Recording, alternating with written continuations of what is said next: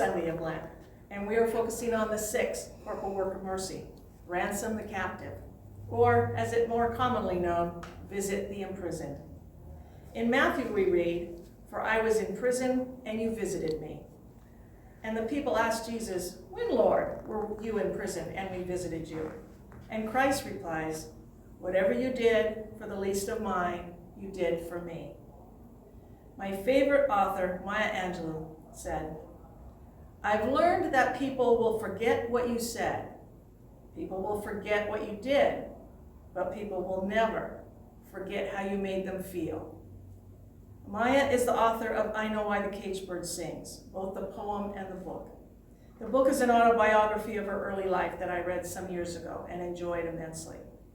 Recently, I read her poem again, in which she writes, "The caged bird sings with a fearful trill of things unknown but longed for still, and his tune is heard on the distant hill, for the caged bird sings of freedom."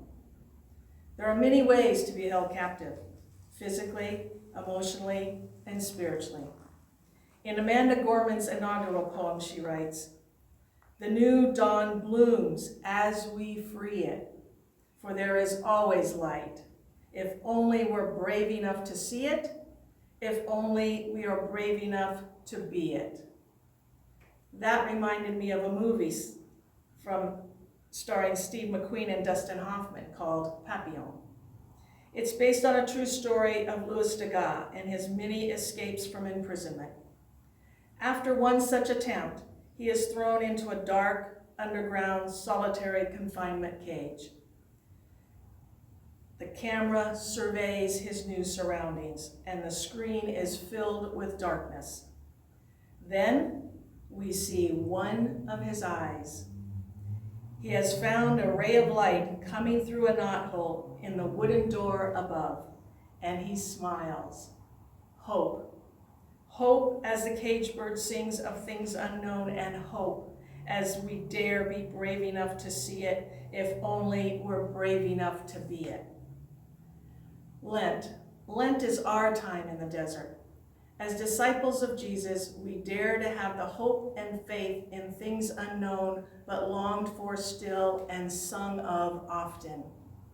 As Catholics, it is our opportunity to practice these principles each year by refreshing our hope and our faith, thus growing stronger to God. We journey these 40 days to become better people by accepting our ashes as a sign of our repenting, by reading and reflecting on Scripture, and by fasting. All this to help us realign ourselves with God and see Christ in those we meet. As Jesus taught us, love your neighbor as yourself. There are many opportunities to ransom the captive because there are many opportunities we can be imprisoned, like I mentioned earlier. We can physically visit someone who is in jail or state prison. We can give emotional support to someone who is trapped by fear, anger, resentment, or hatred. Or we may give spiritual comfort to someone who has lost hope around a situation in their life. The opportunities are many, if only we're brave enough to see them. Today, we'll hear about one such opportunity. I will now turn it over to Dawn, who will introduce to us a parishioner who will share with us how they incorporate Visit the Captive in their life. Dawn? Thank you so much, Henry, for participating in this Lent celebration that we're doing. You're one of our best examples of what volunteers do. So what year did you start volunteering? I retired in summer of 2004, and I started volunteering. In what aspect do you volunteer? What part of Sonoma County do you volunteer? Well, I volunteer I was volunteering in a kindergarten classroom. I was a retired kindergarten teacher. I did that for quite a few years, and then I moved to fourth grade, which I've done also until COVID. Yeah. And then you also do something on the other side of the spectrum with the inmates in the jails. What made you decide to do that? Well, that's interesting. That was a seed that was planted pretty early in my life. I somehow got acquainted with Matthew's gospel of the separation of the sheep and the goats, and what floored me, it was nothing about thou shalt not. The criteria wasn't about thou shalt not, or dogma. It was all about works of mercy. When I was hungry, you fed me. When I was lonely, you visited me. When I was thirsty, you gave me to drink.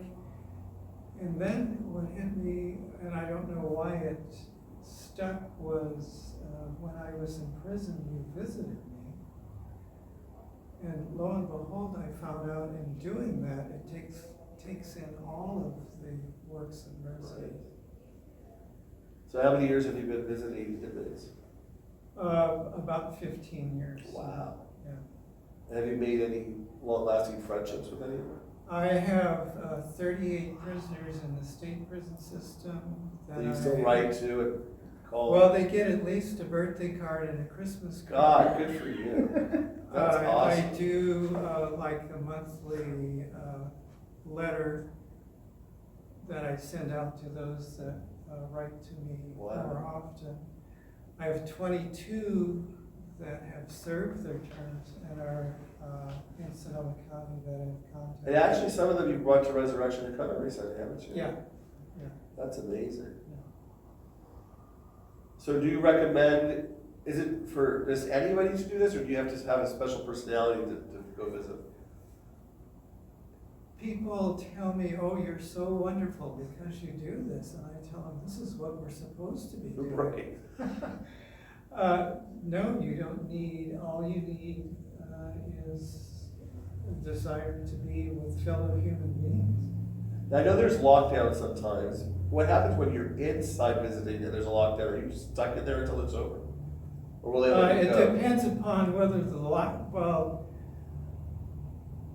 after my first year, I got a D pass, which allows me to be in the jail side, not the public side. I'm in with the inmates. If there's a lockdown in the jail halls, I might have to stay in Has the that unit. happened? Yeah, I've been locked in a room for a while. How many hours?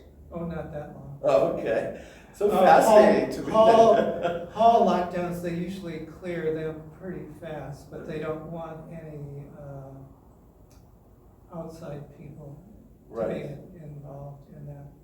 Lockdown in the units, you're just asked to leave, and then That's what I was asking, yeah.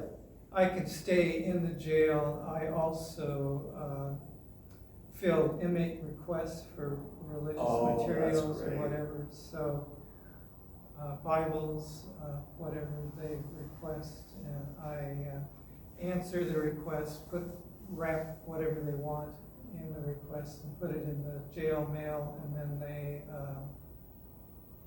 And during COVID, they're not allowing people to come in, right? No, not even families get to visit. That's awful. Yeah, it's been really awful. They have given them free phones. That's good. The state prison was trying virtual visits, but I don't know whether that's working. You haven't done one of those yet, right? No. But you're open to it. Well, in the state prison system, You're just a regular visitor. I have visited 12 of the state prisons and several fire camps. Wow. Yeah, I've got a pretty good tour. Well, you're just an amazing guy. Thank you for participating in this, and I'm sure people want to think about, visiting the inmates. They can contact you through Resurrection. Yeah, just call Resurrection, and they will get me your contact, and we can get you started. There is a big need. What has happened, we've had about 3 or 4 people from Resurrection that have been detention ministry visitors. Alan McKenzie here, Dante. or two. And my mother, Diana. And your mother, my God, and your sister. And my sister. And your sister. Too. And myself, I've done it a couple times. Yeah. Yeah. Yeah. But we're all aging out, and we need some younger people. That's true. To That's start it.